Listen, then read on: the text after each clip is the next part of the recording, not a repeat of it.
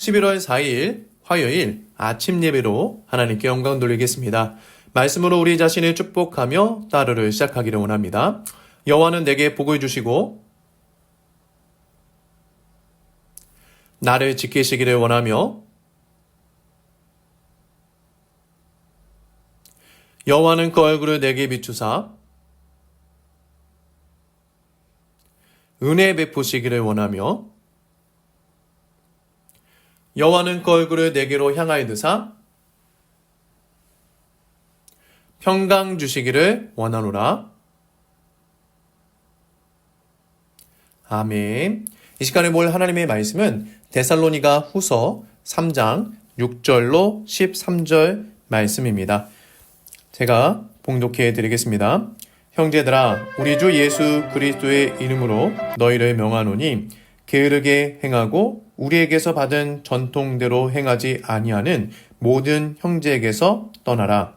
어떻게 우리를 본받아야 할지를 너희가 스스로 아나니 우리가 너희 가운데서 무질서하게 행하지 아니하며 누구에게서든지 음식을 값없이 먹지 않고 오직 수고하고 애써 주야로 일함은 너희 아무에게도 폐를 끼치지 아니하려 함이니 우리에게 권리가 없는 것이 아니요 오직 스스로 너희에게 본을 보여 우리를 본받게 하려 함이니라. 우리가 너희와 함께 있을 때에도 너희에게 명하기를 누구든지 일하기 싫어하거든 먹지도 말게 하라 하였더니 우리가 들은즉 너희 가운데 게으르게 행하여 도무지 일하지 아니하고 일을 만들기만 하는 자들이 있다 하니 이런 자들에게 우리가 명하고 주 예수 그리스도 안에서 권하기를 조용히 일하여 자기 양식을 먹으라 하노라. 형제들아, 너희는 선을 행하다가 낙심하지 말라. 아멘. 오늘 본문 6절에 보면요, 이렇게 말씀합니다. 형제들아, 우리 주 예수 그리스도의 이름으로 너희를 명하노니 게으르게 행하고 우리에게서 받은 전통대로 행하지 아니하는 모든 형제에게서 떠나라. 바울은 게으르게 행하는 자에 대한 경고를 데살로니가 전서에 이어 또 언급하고 있습니다. 데살로니가 전서 5장 14절에 보면요, 게으른 자들을 권계하며 라고 말했습니다. 권계는 따끔하게 경고하고 강하게 책망하는 것으로 잘못된 길에서 돌이키게 하는 말이죠.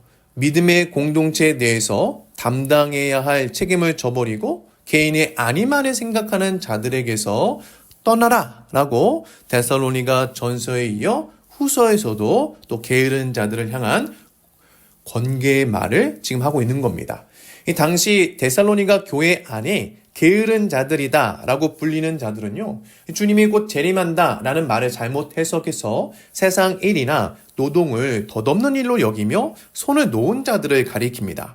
이게 교회 공동체에 문제가 되는 이유는 당시 교회에서는 서로 나눔과 구제를 실천했습니다. 그런데 이런 게으른 자들이 일도 안 하면서 구제만 받으니까 이 사랑의 나눔을 악용하는 형태로 문제가 발생한 것이죠. 그래서 바울이 10절에 누구든지 일하기 싫어하거든 먹지도 말게 하라라고 말하고 있는 것입니다.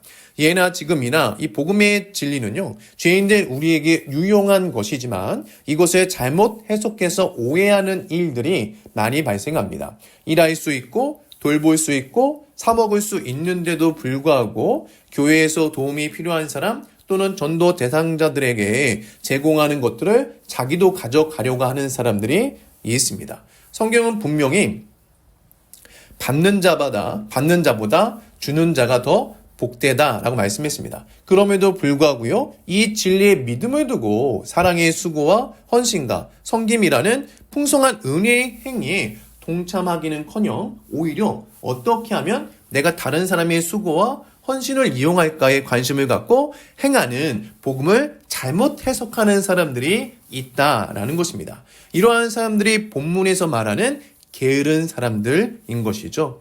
교회 내에 이런 게으른 사람들이 많아지면 많아질수록 공동체의 피로와 불신을 초래하는 문제가 발생하게 됩니다. 기쁨으로 수고와 헌신을 하는 사람들의 의욕을 상실하게 만들고 상대방에 대한 원망을 갖게 만듭니다.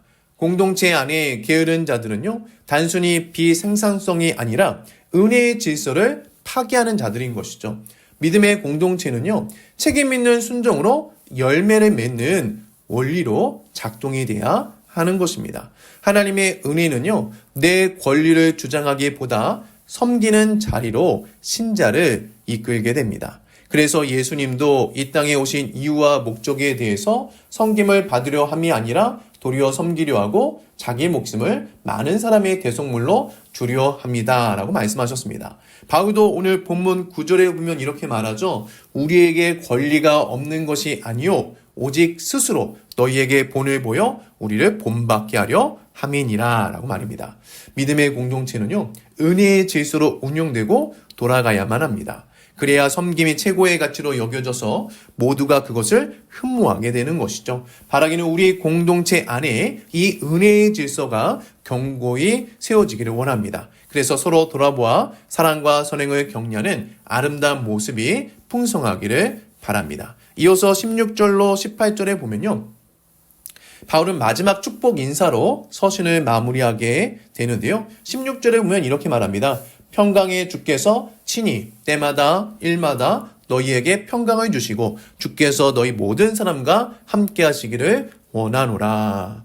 하나님은 누구십니까? 평강의 주님이십니다. 이 평강의 주님이 때마다 일마다 신자에게 평강을 주시고 함께 하시죠. 평강의 주님께 인도함 받는 신자의 삶은 당연히 그러면 어떠한 방향으로 흘러갈까요? 평강입니다.